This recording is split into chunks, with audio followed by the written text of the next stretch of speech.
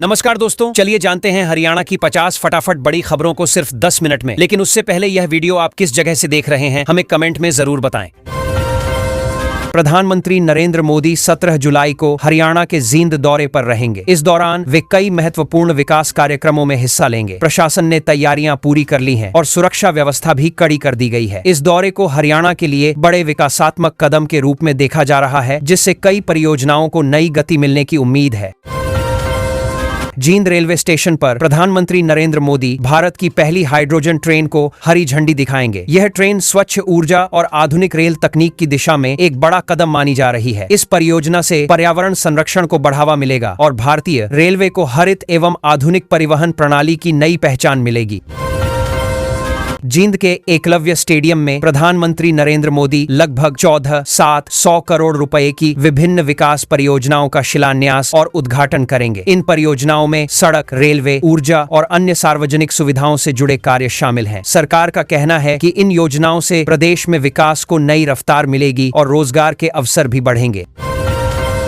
प्रधानमंत्री नरेंद्र मोदी हरियाणा कार्यक्रम के बाद चंडीगढ़ भी जाएंगे। वहां वे 600 करोड़ रुपए से अधिक की स्वास्थ्य और शिक्षा क्षेत्र से जुड़ी परियोजनाओं का शुभारंभ करेंगे। इन योजनाओं का उद्देश्य आधुनिक चिकित्सा सुविधाओं का विस्तार करना और शिक्षा के बुनियादी ढांचे को मजबूत बनाना है, जिससे क्षेत्र के लाखों लोगों को लाभ मिलने की उम्मीद है। PGIMIR चंडीगढ़ में अत्याधुनिक advanced mother and child centre का उद्घाटन किया जाएगा। इस केंद्र के शुरू होने से गर्भवती महिलाओं, नवजात शिशुओं और बच्चों को बेहतर चिकित्सा सुविधाएं उपलब्ध होंगी। सरकार का मानना है कि इससे क्षेत्र में मातृ एवं शिशु स्वास्थ्य सेवाओं की गुणवत्ता और अधिक मजबूत होगी। PGIMIR चंडीगढ़ में नए एडवांस्ड न्यूरो साइंसेज सेंटर का भी उद्घाटन किया जाएगा। यह केंद्र मस्तिष्क, नसों और तंत्रिका संबंधी गंभीर बीमारियों के इलाज के लिए आधुनिक सुविधाओं से लैस होगा। इससे मरीजों को उच्च स्तरीय चिकित्सा सेवाएं एक ही स्थान पर उपलब्ध होंगी और स्वास्थ्य सेवाओं को नई मजबूती मिलेगी। हरियाणा सरकार ने वर्ष 2026-27 के लिए 712 नई जल आपूर्ति, सीवरेज और जल निकासी परियोजनाओं को मंजूरी दे दी है। इन योजनाओं का उद्देश्य शहरी और ग्रामीण क्षेत्रों में पेयजल, स्वच्छता और जल निकासी व्यवस्था को बेहतर बनाना है। सरकार ने सभी परियोजनाओं को तय समय सीमा के भीतर पूरा करने के निर्देश दिए हैं। राज्य सरकार ने इन 712 परियोजनाओं पर कुल 534.39 करोड़ रुपए खर्च करने का निर्णय लिया है। यह निवेश जल संसाधनों के विकास, सीवरेज व्यवस्था और ग्रामीण शहरी क्षेत्रों में बुनियादी सुविधाओं को मजबूत करने के लिए किया जाएगा। अधिकारियों को गुणवत्ता और समयबद्ध तरीके से कार्य पूरा करने के निर्देश दिए गए हैं। हरियाणा में 69 नई शहरी जल आपूर्ति परियोजनाओं को मंजूरी मिली है, जिन पर 603.32 करोड़ रुपए खर्च किए जाएंगे। इन योजनाओं का उद्देश्य शहरों में स्वच्छ पेयजल की उपलब्धता बढ़ाना और बढ़ती आबादी की जरूरतों को पूरा करना है। सरकार का लक्ष्य लोगों को बेहतर जल सुविधा उपलब्ध कराना है। बहादुरगढ़, धारूहेड़ा, झज्जर, नारनौल, रेवाड़ी और कुरुक्षेत्र सहित कई शहरों में नई जल आपूर्ति परियोजनाएं लागू की जाएंगी। इन योजनाओं के पूरा होने के बाद पेयजल आपूर्ति व्यवस्था मजबूत होगी और नागरिकों को नियमित एवं बेहतर जल सुविधा मिलने की उम्मीद है। सरकार ने इन कार्यों को प्राथमिकता देने के निर्देश दिए हैं। राज्य सरकार ने 18 नई शहरी सीवरेज परियोजनाओं को भी मंजूरी दी है, जिन पर 526.49 करोड़ रुपए खर्च होंगे। इन योजनाओं का उद्देश्य शहरों में सीवरेज नेटवर्क का विस्तार करना और स्वच्छता व्यवस्था को मजबूत बनाना है, जिससे नागरिकों को बेहतर सुविधाएं मिल सकें और प्रदूषण में कमी आए। बहादुरगढ़, झज्जर, नारनौल, रेवाड़ी, कुरुक्षेत्र, जगाधरी और रोहतक में नई सीवरेज परियोजनाएं शुरू की जाएंगी। इन योजनाओं से गंदे पानी के बेहतर प्रबंधन में मदद मिलेगी और शहरी क्षेत्रों की स्वच्छता व्यवस्था मजबूत होगी। सरकार ने संबंधित विभागों को समय पर कार्य पूरा करने के निर्देश दिए हैं।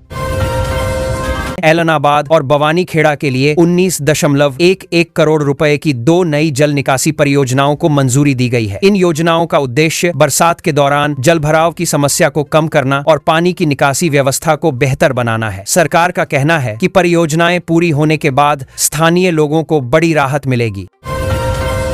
हरियाणा सरकार ने ग्रामीण क्षेत्रों के लिए 603 नई जल आपूर्ति सुधार योजनाओं को स्वीकृति दी है। इन योजनाओं पर 108.28 करोड़ रुपए खर्च किए जाएंगे। सरकार का उद्देश्य गांवों में स्वच्छ पेयजल की उपलब्धता बढ़ाना, पुरानी जलापूर्ति व्यवस्था को मजबूत करना और प्रत्येक ग्रामीण परिवार तक बेहतर सुविधा पहुंचाना है। ग्रामीण जल आपूर्ति सुधार योजनाओं के तहत कई स्थानों पर नए ट्यूबवेल लगाए जाएंगे और नहर आधारित जल संयंत्रों का विस्तार किया जाएगा। इससे पेयजल की उपलब्धता बढ़ेगी और गर्मी तथा सूखे के समय भी लोगों को पर्याप्त पानी मिल सकेगा। सरकार ने विभाग को तेजी से कार्य पूरा करने के निर्देश दिए हैं। राज्य सरकार ने 13 महाग्राम सीवरेज परियोजनाओं को मंजूरी दी है, जिन पर 203.58 करोड़ रुपए खर्च किए जाएंगे। इन परियोजनाओं का उद्देश्य बड़े ग्रामीण क्षेत्रों में सीवरेज व्यवस्था को आधुनिक बनाना और स्वच्छता सुविधाओं में सुधार करना है, जिससे ग्रामीणोों को बेहतर जीवन स्तर उपलब्ध कराया जा सके। हरियाणा सरकार ने 3 महाग्राम जल आपूर्ति योजनाओं को भी स्वीकृति दी है। इन योजनाओं पर 71.58 करोड़ रुपए खर्च होंगे। इनके माध्यम से ग्रामीण क्षेत्रों में स्वच्छ पेयजल की आपूर्ति मजबूत की जाएगी, ताकि गांवों के लोगों को नियमित और सुरक्षित जल सुविधा उपलब्ध हो सके। उज्जैना, बबैन, रामसरण, माजरा, उमरी और टिकली क्लस्टर के गांवों को नई जल एवं सीवरेज परियोजनाओं का सीधा लाभ मिलेगा। इन योजनाओं से पेयजल आपूर्ति बेहतर होगी और स्वच्छता व्यवस्था मजबूत बनेगी। सरकार का कहना है कि ग्रामीण विकास को प्राथमिकता देते हुए कार्य समय पर पूरे किए जाएंगे।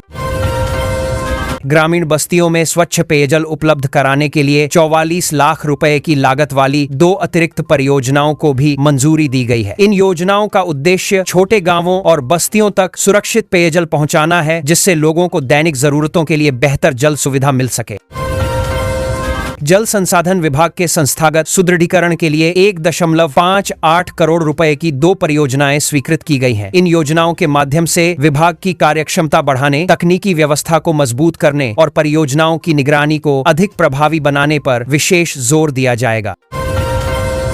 हरियाणा सरकार ने सभी संबंधित विभागों को निर्देश दिया है कि स्वीकृत जल, सीवरेज और विकास परियोजनाओं को निर्धारित समय सीमा के भीतर पूरा किया जाए। अधिकारियों से नियमित समीक्षा करने और कार्यों की गुणवत्ता बनाए रखने को कहा गया है, ताकि जनता को योजनाओं का लाभ समय पर मिल सके। राज्य सरकार ने जल विभाग के कार्यालयों में सौर ऊर्जा के उपयोग को बढ़ावा देने का निर्णय लिया है। इसका उद्देश्य बिजली की बचत करना, पर्यावरण संरक्षण को प्रोत्साहित करना और सरकारी कार्यालयों में स्वच्छ ऊर्जा के इस्तेमाल को बढ़ाना है। इससे ऊर्जा खर्च में भी कमी आने की संभावना जताई गई है। हरियाणा सरकार ने जल उपयोग शुल्क की वसूली व्यवस्था को और अधिक प्रभावी बनाने के निर्देश जारी किए हैं। अधिकारियों को पारदर्शी प्रक्रिया अपनाने तथा राजस्व संग्रह बढ़ाने के लिए आवश्यक कदम उठाने को कहा गया है। सरकार का मानना है कि इससे जल सेवाओं के संचालन और रखरखाव को मजबूती मिलेगी। राज्य सरकार ने मार्च 2027 तक शहरी जल आपूर्ति कवरेज को 90% से बढ़ाकर 93% करने का लक्ष्य निर्धारित किया है। इसके लिए नई परियोजनाओं को तेजी से पूरा करने और जल वितरण व्यवस्था को मजबूत बनाने पर विशेष ध्यान दिया जाएगा, ताकि अधिक से अधिक नागरिकों को बेहतर पेयजल सुविधा मिल सके। हाल ही में पदोन्नत किए गए प्रधानाचार्यों के लिए शिक्षा विभाग ने अस्थायी पोस्टिंग का विकल्प भरने संबंधी नोटिस जारी किया है। संबंधित अधिकारियों को निर्धारित समय सीमा के भीतर अपनी प्राथमिकताएं ऑनलाइन दर्ज करने के निर्देश दिए गए हैं। इसके बाद विभाग आवश्यक प्रक्रिया पूरी कर अंतिम पोस्टिंग आदेश जारी करेगा। हरियाणा शिक्षा विभाग ने हाल ही में नियुक्त 4 पीजीटी रसायन विज्ञान अभ्यर्थियों के पोस्टिंग आदेश जारी कर दिए हैं। चयनित उम्मीदवारों को निर्धारित विद्यालयों में समय पर कार्यभार ग्रहण करने के निर्देश दिए गए हैं। विभाग का कहना है कि इससे विज्ञान विषय की पढ़ाई को और अधिक मजबूती मिलेगी। सरकारी विभागों और बोर्डों में कार्यरत अनुबंध कर्मचारियों के सेवा विस्तार से संबंधित नोटिस पहले ही जारी किया जा चुका है। संबंधित विभागों को निर्देश दिए गए हैं कि निर्धारित नियमों के अनुसार प्रक्रिया पूरी करें, ताकि कर्मचारियों की सेवाएं प्रभावित न हों और सरकारी कार्य नियमित रूप से चलते रहें। मौसम विभाग के अनुसार हरियाणा में 16 से 20 जुलाई के दौरान कई जिलों में हल्की से मध्यम बारिश होने की संभावना है। बारिश से लोगों को गर्मी से कुछ राहत मिल सकती है। हालांकि कुछ स्थानों पर तेज बारिश के साथ तेज हवाएं चलने की भी संभावना जताई गई है। मौसम विभाग ने 21 जुलाई को हरियाणा, चंडीगढ़ और दिल्ली के कई इलाकों में व्यापक स्तर पर बारिश होने का अनुमान जताया है। विभाग के अनुसार मानसून गतिविधियां इस दौरान और सक्रिय हो सकती हैं। लोगों को मौसम विभाग द्वारा जारी ताजा अपडेट पर नजर बनाए रखने की सलाह दी गई है।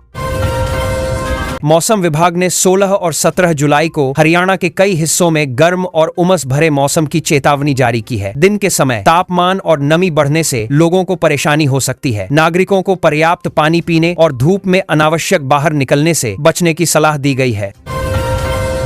हरियाणा के अधिकांश जिलों में तापमान फिलहाल सामान्य के आसपास बना हुआ है। मौसम विभाग के अनुसार आने वाले दिनों में मानसूनी गतिविधियां बढ़ने के साथ तापमान में हल्की गिरावट देखने को मिल सकती है। मौसम में बदलाव के कारण लोगों को समय समय पर जारी मौसम संबंधी सलाह का पालन करने की अपील की गई है।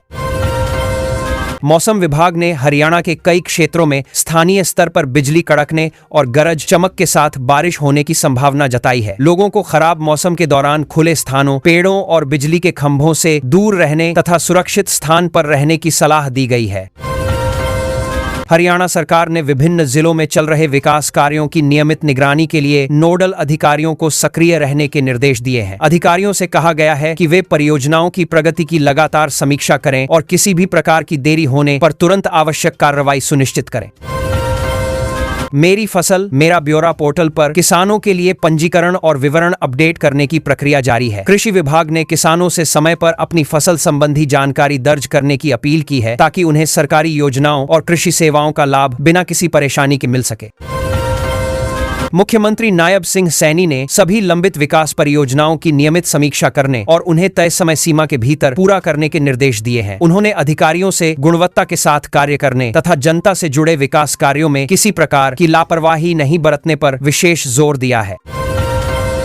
हरियाणा सरकार स्वास्थ्य सेवाओं को और मजबूत बनाने के उद्देश्य से नए अस्पतालों के निर्माण और चिकित्सा सुविधाओं के विस्तार पर विशेष जोर दे रही है। सरकार का लक्ष्य लोगों को बेहतर इलाज, आधुनिक स्वास्थ्य सुविधाएं और गुणवत्तापूर्ण चिकित्सा सेवाएं उपलब्ध कराना है, जिससे प्रदेश की स्वास्थ्य व्यवस्था और सुदृढ़ हो सके।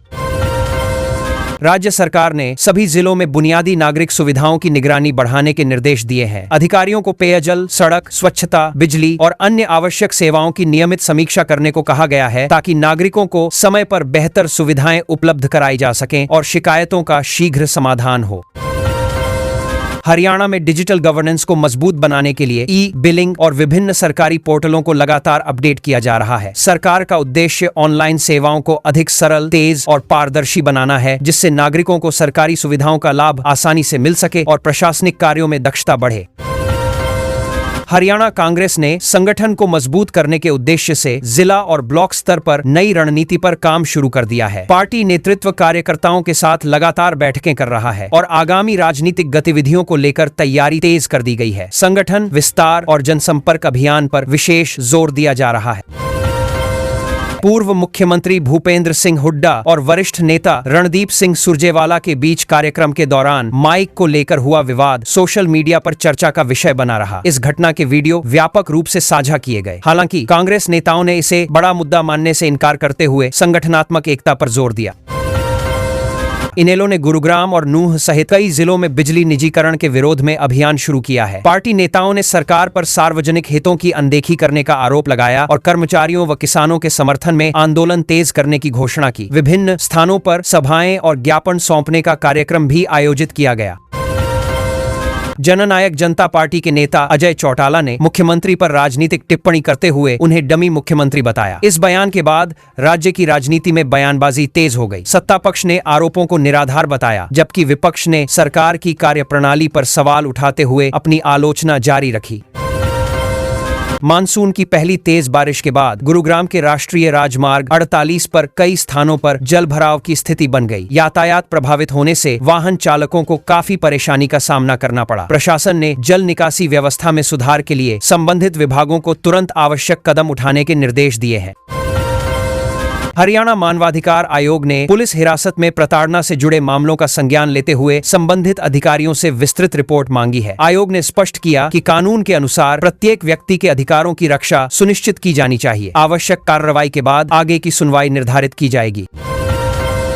एक सब इंस्पेक्टर की पोती द्वारा नियमों का उल्लंघन करते हुए कार चलाने के मामले में प्रशासन ने वाहन का पंजीकरण 1 वर्ष के लिए रद्द कर दिया है। अधिकारियों ने कहा कि कानून सभी के लिए समान है और यातायात नियमों का उल्लंघन करने वालों पर बिना किसी भेदभाव के कार्रवाई जारी रहेगी। पंजाबी गायक और अभिनेता दिलजीत दोसांझ की फिल्म सतलुज को लेकर पंजाब एवं हरियाणा हाई कोर्ट में जनहित याचिका दाखिल की गई है। याचिका में फिल्म के कुछ पहलुओं पर आपत्ति जताई गई है। अदालत में मामले की सुनवाई के दौरान सभी पक्षों की दलीलों के आधार पर आगे की प्रक्रिया तय होगी।